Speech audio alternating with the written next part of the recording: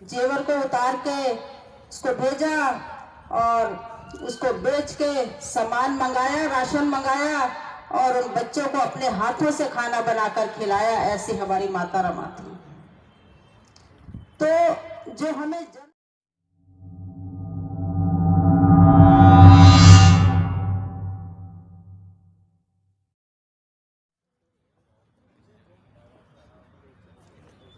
महाकारुणिक तथागत सम्यक संबुद्ध संसार को शांति प्रदान करने वाले महामानव के चरणों में कोटि नमन करते हुए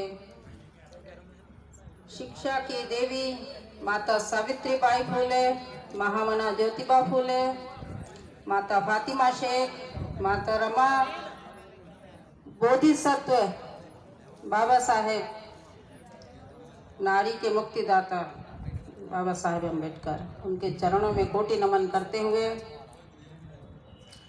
संतों में संत शिरोमणि गुरु रविदास जी, जिन्होंने बुद्ध के विचारों को अपने जीवन में उतारकर क्रांति की और समाज को दिशा देने का प्रयास किया, उनके चरणों में कोटि नमन करते हुए बहुजन समाज में जन्मे असंख्य महापुरुषों के चरणों में कोटि नमन करते हुए आज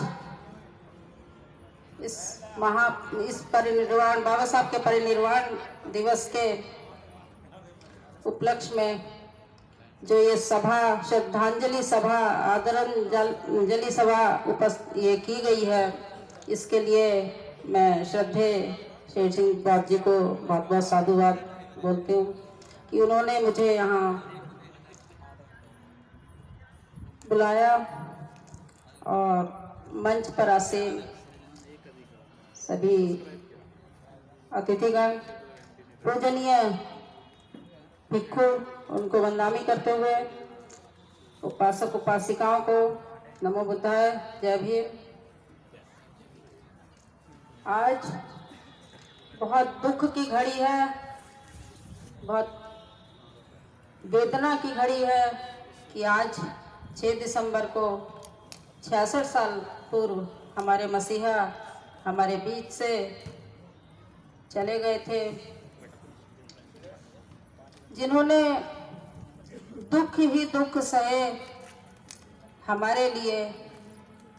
माता रमा दुखों में अपना जीवन व्यतीत करके गईं हमारे लिए, अपने बच्चे कुर्बान किए हमारे लिए, और आज हम उनके संविधान को संभालने में असमर्थ साबित हो रहे हैं, ऐसा नजर आता है। बड़े बड़े लोग चले गए संघर्ष करते करते, और संघर्ष आज भी जारी है, और ये हजारों वर्ष की लड़ाई है, ये चलती आ रही है और चलती रहेगी। भारत जैसे देश में जो विश्व गुरु कहा जाता है, विश्व गुरु लोग उसको मानते हैं, तथागत बुद्ध के ज्ञान दर्शन की वजह से यहाँ पर क्या हालत है, मनुष्य मानव को एक समान नहीं समझता, तो ये बहुत बड़ी विडंबना है। बाबा साहब ने अपने पूरे जीवन को लगाया और ऐसा हमें अनमोल संविधान बना के दिया, जिसकी रक्षा करना हमारा परम कर्तव्य बनता है।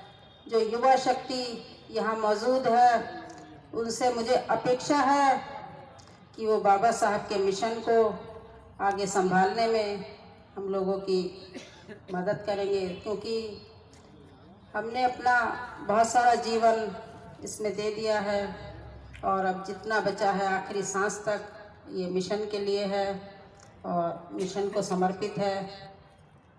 क्योंकि नारी के ऊपर बाबा साहब का दुगना कर्ज है, ऐसा मुझे लगता है, इसलिए मैं इसको उतारने का प्रयास करती हूँ। कहते हैं ना कि कर्ज कभी चैन से सोने नहीं देता, तो कर्ज को उतारने के लिए हम सभी भारत के लोग बाबा साहब के कर्जदार हैं, माता रमा के कर्जदार हैं। माता रमा कितनी उदारमयी थी, कितनी त्याग की देवी थी। उनकी एक घटना मैं आपको बताती हूँ। आप जैसे बच्चों का एक हॉस्टल चलता था। एक बार माता रमा वहाँ गई, देखा तो बच्चों ने 2 दिन से कुछ नहीं खाया था। बच्चों ने 2 दिन से कुछ नहीं खाया था। माता रमा को ये एहसास हुआ कि कैसे क्या करूं।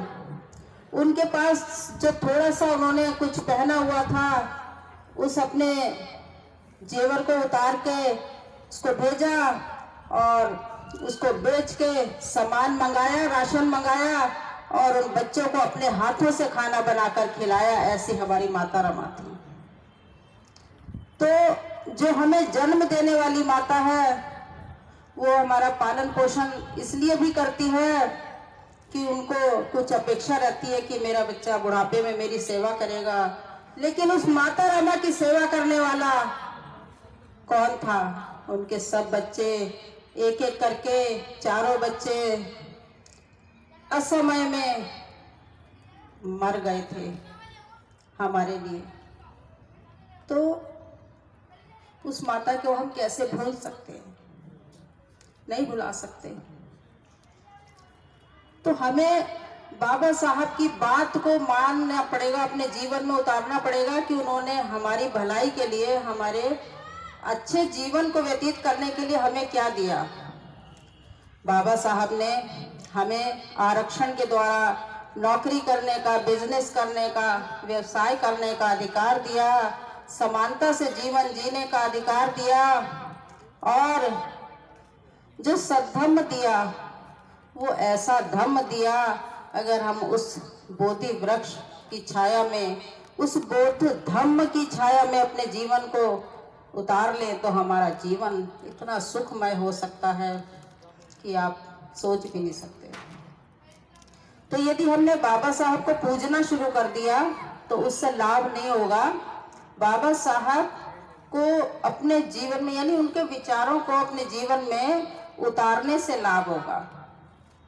और आज का जो दिन है, ये एक निश्चय लेने का दिन है। निश्चय दिवस इसको कह सकते हैं कि बाबा साहब ने अपने संकल्प के बल पर इतने बड़े बड़े काम किए कि डेली उनका रोज का ये होता है कि आज उन्होंने क्या किया, आज क्या किया। इस तरह जिस पानी के लिए बाबा साहब ने संघर्ष किया, समझो आप, हवा पानी जो प्राकृतिक रूप से सबके लिए विद्यमान है, उस पानी के लिए और सांस लेने के लिए भी बाबा साहब ने संघर्ष किया। तो हमें उनको अपना आइकॉन मानना चाहिए कि नहीं मानना चाहिए? युवा शक्ति, मैं आप लोगों से अपेक्षा करती हूँ कि यहाँ से एक संकल्प लेके जाए कि बाबा साहब के अधूरे जो कार्य हैं उनको हमें पूरा करना है। क्या अधूरे कार्य हैं? सब कुछ आपसे छीना जा रहा है। तो एक ही हमारा मकसद होना चाहिए कि संविधान की रक्षा। कौन कौन तैयार है संविधान की रक्षा के लिए? चाहे हमें तन मन धन, चाहे जान न्यौछावर हो जाए, लेकिन संविधान की आन बान शान पे ये नहीं होना चाहिए। तो इस दुख की घड़ी में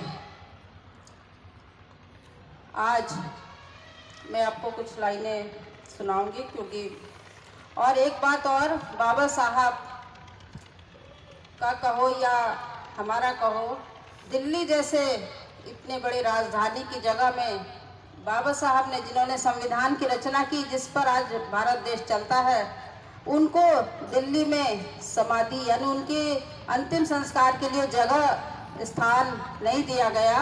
ये सोचो आप, कितने बड़े दुर्भाग्य की बात है। और किसी सज्जन ने अपनी गाड़ी बेच के उनको विमान से मुंबई भेजने का ये कार्य किया था। ये एक घटना है। और मुंबई में भी जहाँ चैत्य भूमि है, बाबा साहब का जहाँ अंतिम संस्कार किया गया था, वो अरब सागर किस प्रकार जन सागर बन गया था उस समय। तो सोचो, आज भी ये स्थिति है कि 10 लाख लोग आज वहाँ मौजूद आज तक हो चुके हैं। इतना बड़ा जन समुदाय वहाँ पहुँच चुका है। तो ये सारी एक साजिश ही कही जा सकती है कि गांधी, नेहरू और तमाम लोगों की दिल्ली में समाधियां हैं, लेकिन बाबा साहब जैसे महान जो दुनिया के छठे विद्वान कहे गए, उनको दिल्ली जैसे इसमें एक थोड़ी सी जगह नहीं दी गई। तो ये बड़े हमारे लिए दुर्भाग्य का विषय है। और फिर भी हमारा जो समाज है वो पीछे हटता नहीं है, किसी भी तरह वहाँ रोता पीटता जाता है, भले दूर है।